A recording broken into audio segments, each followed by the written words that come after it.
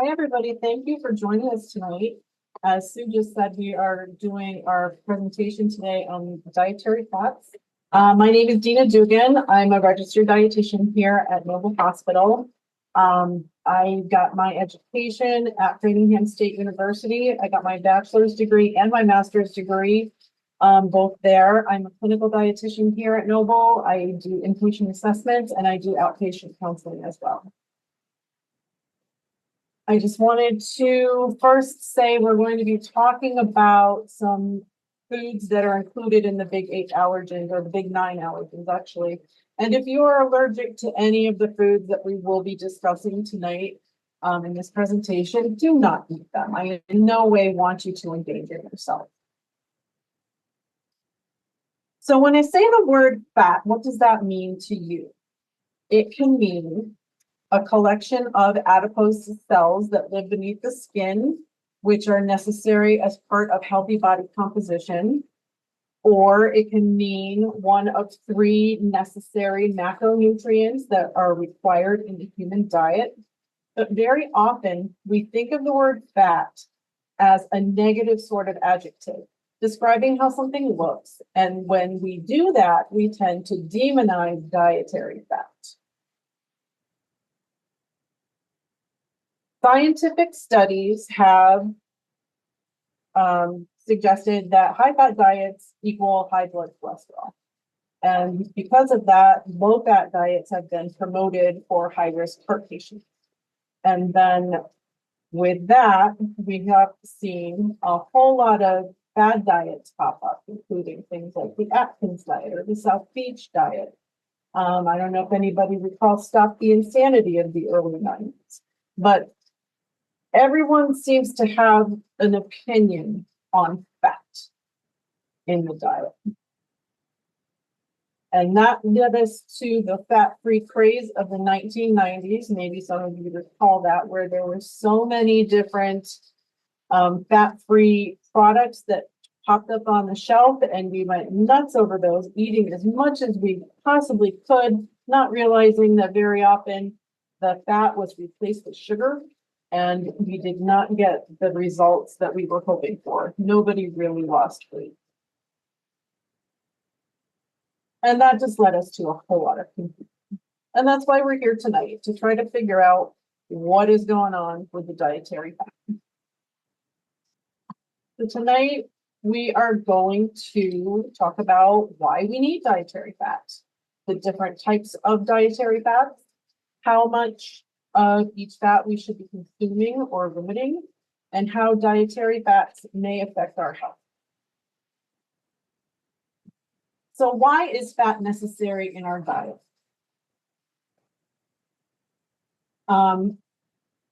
It gives us energy. So for every fat gram, it gives us 9 calories.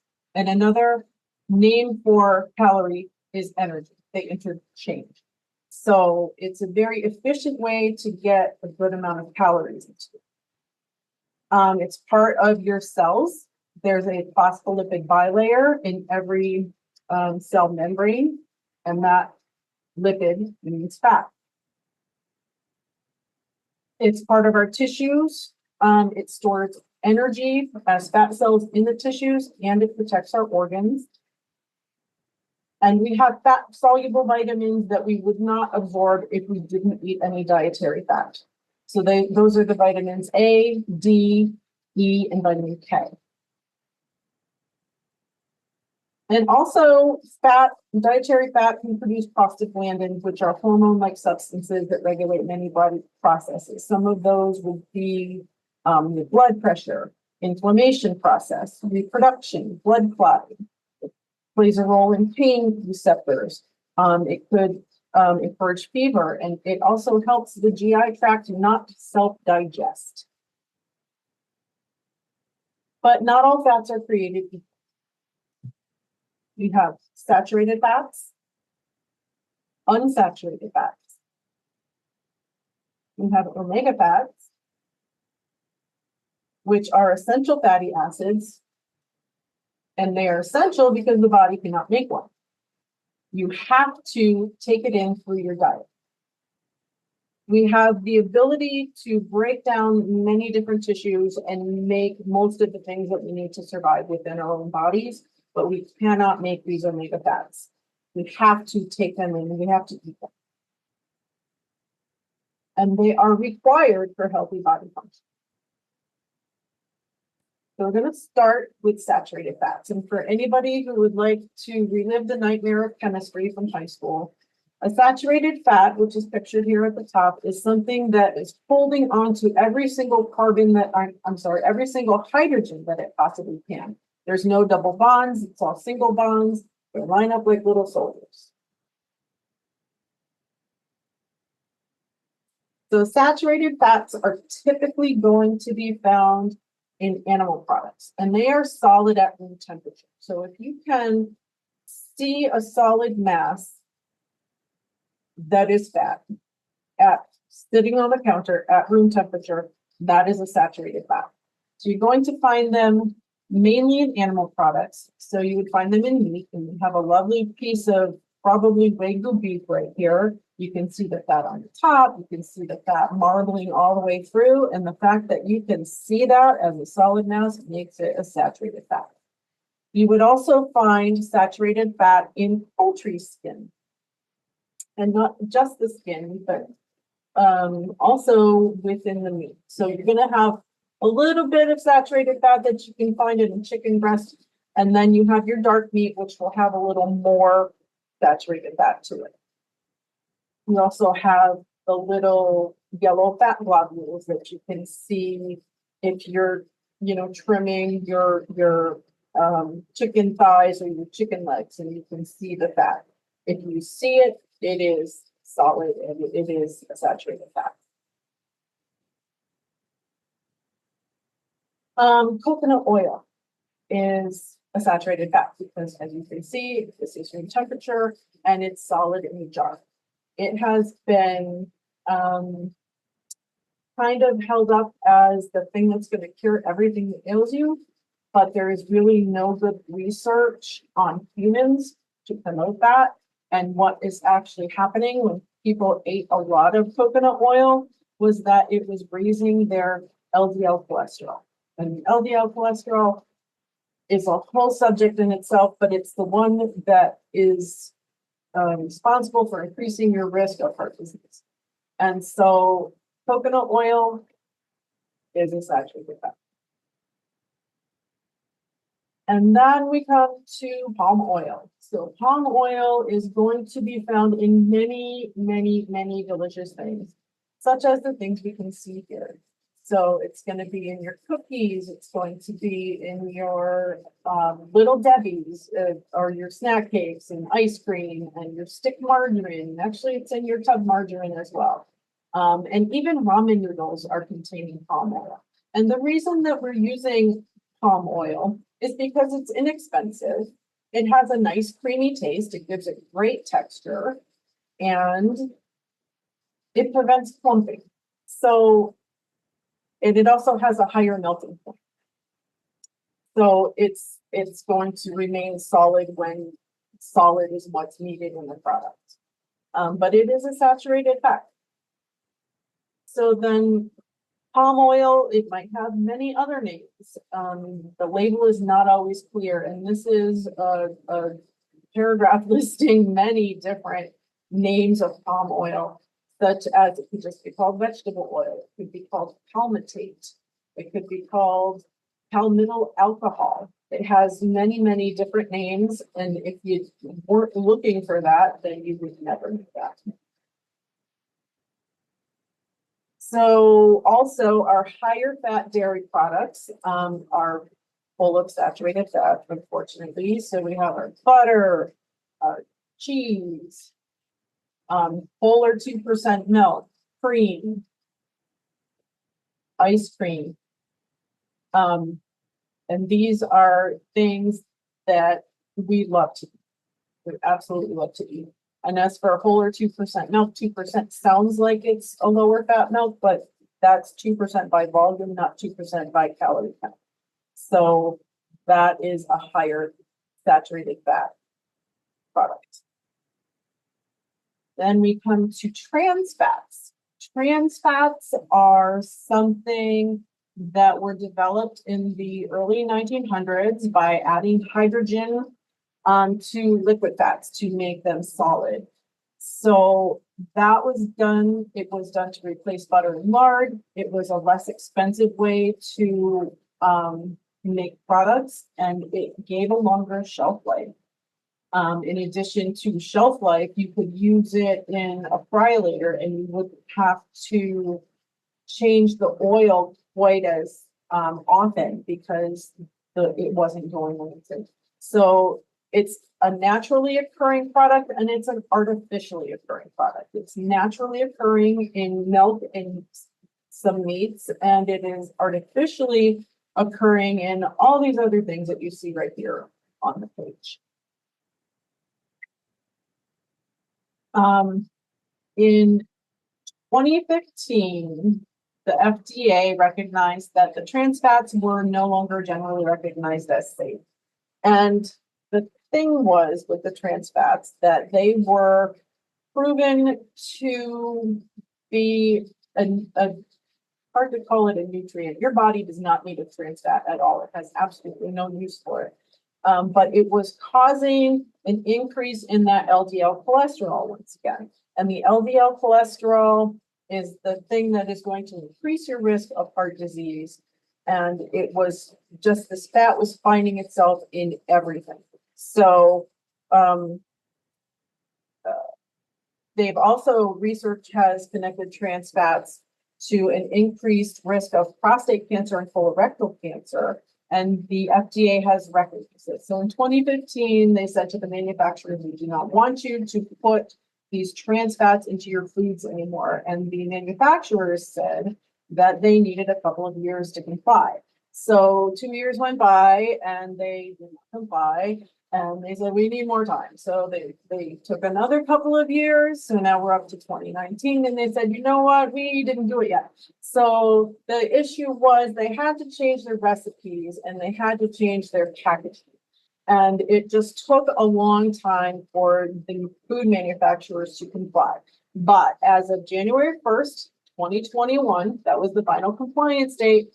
And the United States food manufacturers had to absolutely cease adding trans fats to foods. So we are now in 2024 and manufacturers are not supposed to be adding the trans fats to foods anymore. So you can kind of rest easy there, but also realize that not every country has adopted this. And sometimes if you had an imported food, it could still possibly have trans fats. But again, there's also going to be some naturally occurring trans fat. So if you look on a food label and you see a little bit of trans fat, it could be that you have a cup of milk that has 0.2 grams of trans fats in it, or a pork chop that's going to have 0.1 grams of trans fats in it. However, if it's under 0.5, they don't actually have to list it on a label. So now we're going to talk about unsaturated fats. And the unsaturated fats are depicted in the middle and the bottom here. And they're unsaturated because they do not hold all of the possible hydrogens that they could. So you would have double bonds. The double bonds would create a bend in the molecule, and therefore they couldn't stack up on top of each other and be very solid. Things get kind of tangled, and they're strandy, and they have a lower melting point. So our unsaturated fats are liquid at room temperature. We have our monounsaturated fats, or our MUFAs, our polyunsaturated fats, or our PUFAs. The difference between is MUFAs have one double bond and the PUFAs have two double bonds. You're going to find those in oils, such as olive oil, peanut oil, avocado oil, canola oil, vegetable oil, and we'd also find them in nuts and seeds. And avocados, one of my very, very favorite foods. So, omega-3 fats, according to the American Heart Association, if we were to eat 3 grams per day of omega-3 fats, it could lower your blood pressure. They're very protective of your cardiovascular system. They reduce inflammation. They improve your insulin sensitivity. They improve your immune function. And they help to keep your arteries nice and clean. And the thing is, again, with the omega-3s, they're an essential fatty acid. So you have to take it in through the diet. You cannot make one in your own body. So we have to eat some of these things that contain the omega-3 fats. So what contains omega-3s? Thank you for asking. Fatty fish, things like salmon or tuna, are going to contain omega-3s. And it doesn't matter if it's fresh tuna, it could be canned tuna, it's still going to have those omega-3s.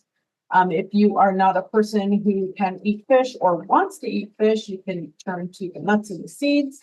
Walnuts are the plant-based food that has the highest concentration of the omega-3 fats. And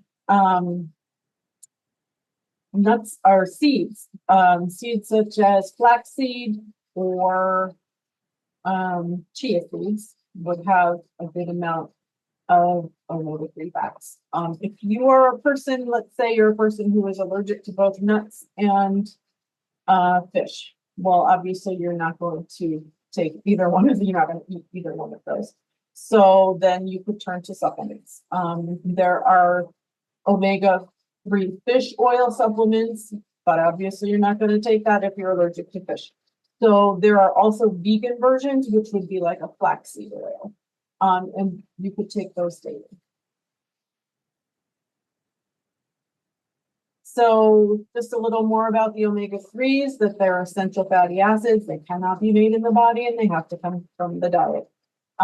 There's a couple of different divisions of that. We have our EPAs, which produce eicosanoids, which combat inflammation, so they chase it away. And we have our DHAs, which are precursors of hormones that deactivate the inflammatory response.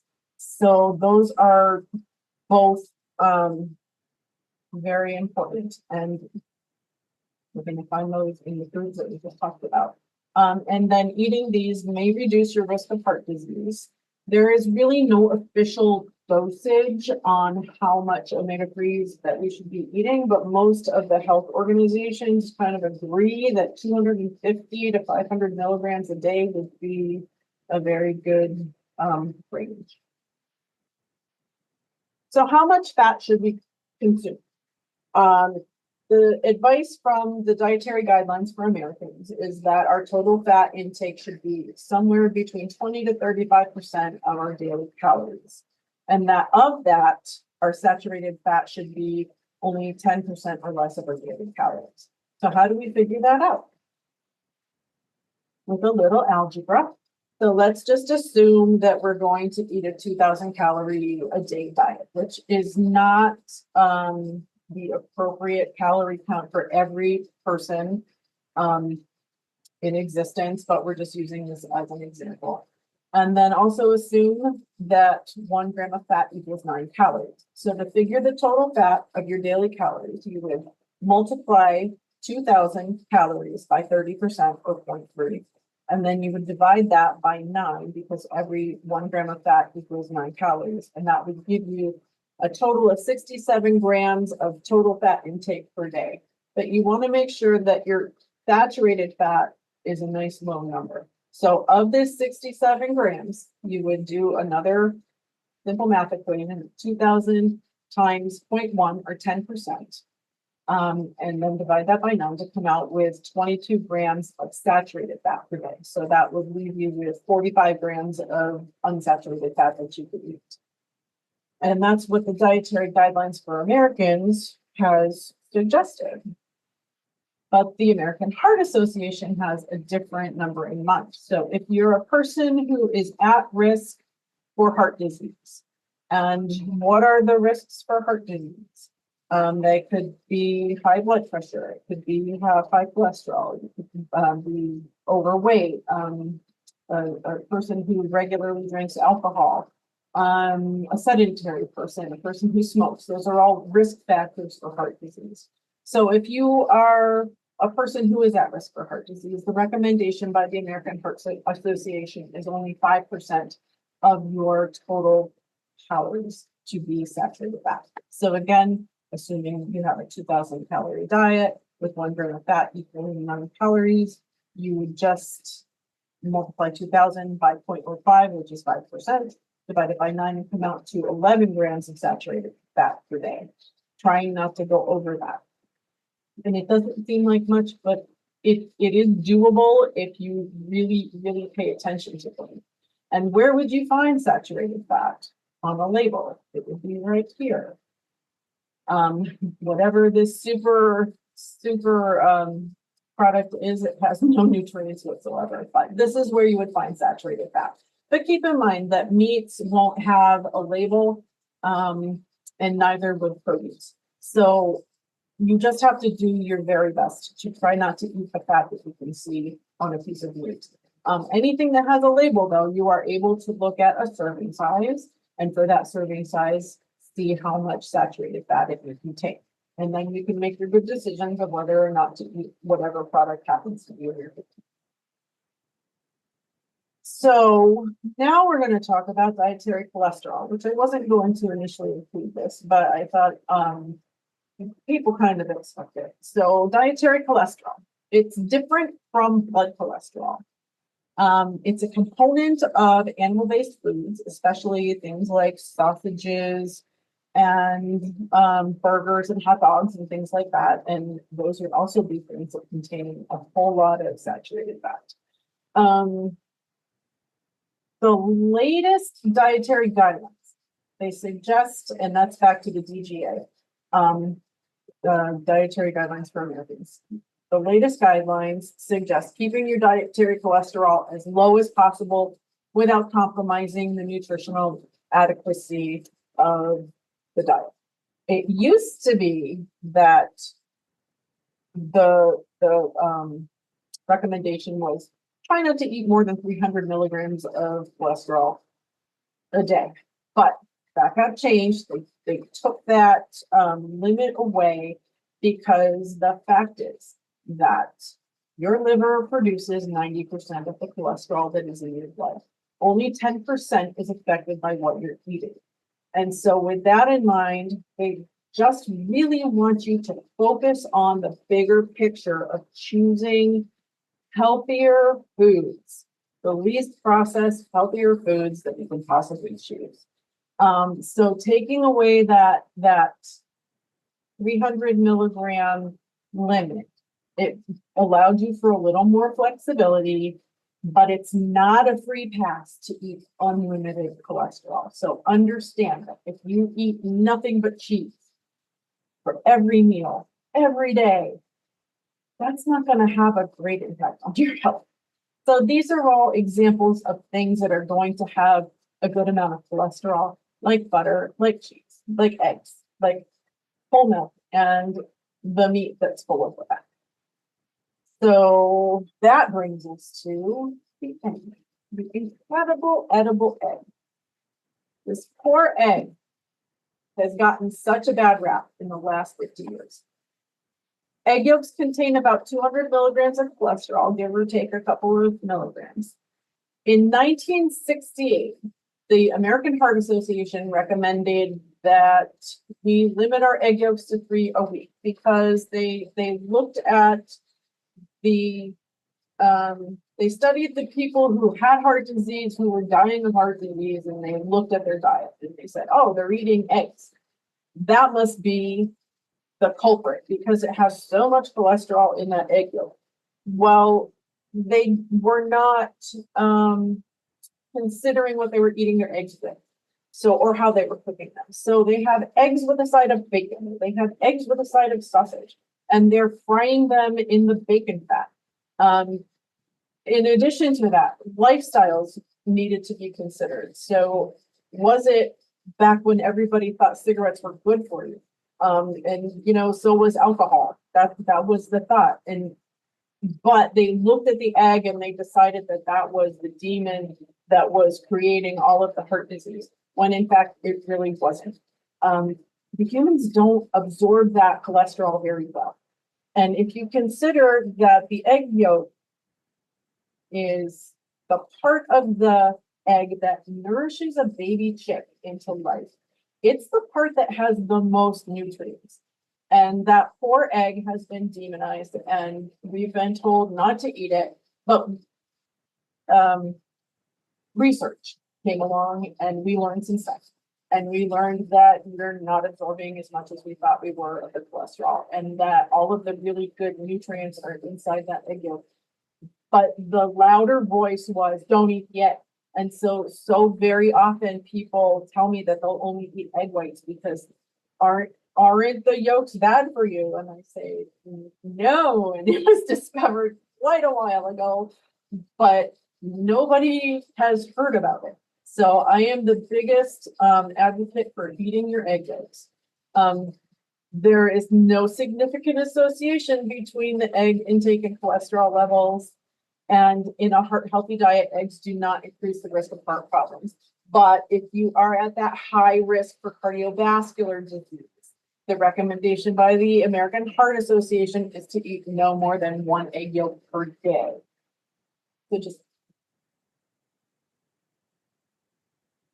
So to recap, our dietary fats are necessary for proper body function. We have different types of fats. We have saturated fat, we have unsaturated fat, omega fatty acids, and we talked about how much of each type of fat that we should be consuming. And the reason that we're talking about this, because all of this has effects on our health. If we get most of our fats from unsaturated sources, that's going to help the body to absorb your fat soluble vitamins.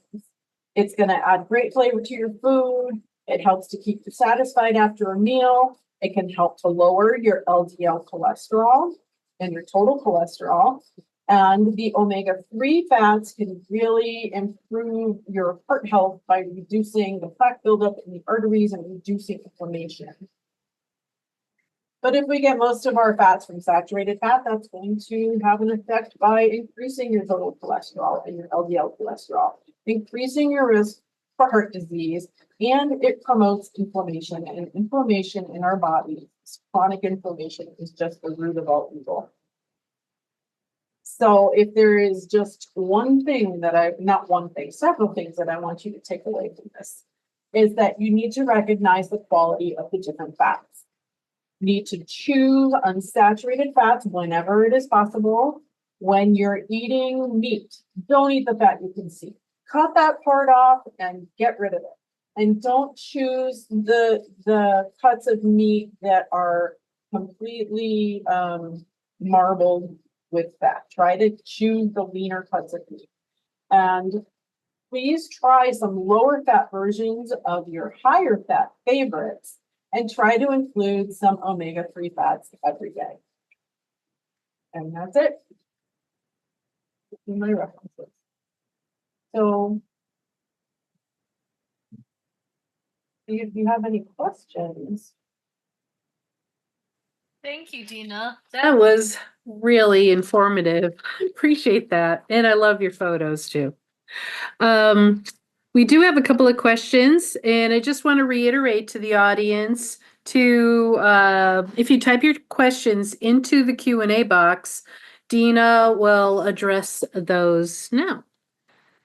And let's see, as I moderate these, the first question is, and it's a two-parter.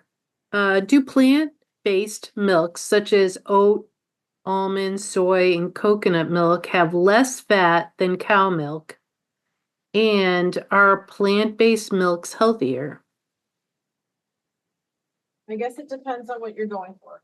So plant-based milks are, what was the first part of the question? Was it? Oh, sorry. No, that's me. Do plant-based milks such as oat, almond, soy, and coconut milk have less fat than cow milk?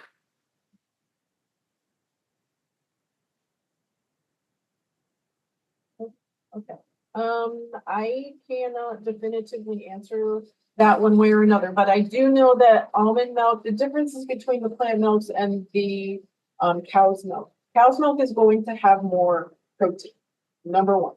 So an 8 ounce glass of milk, and it doesn't matter what the concentration of fat is always going to have 12 grams of protein. No, I'm sorry, 12 grams of carbohydrate, 8 grams of protein. And the almond milk, while it is not high in protein.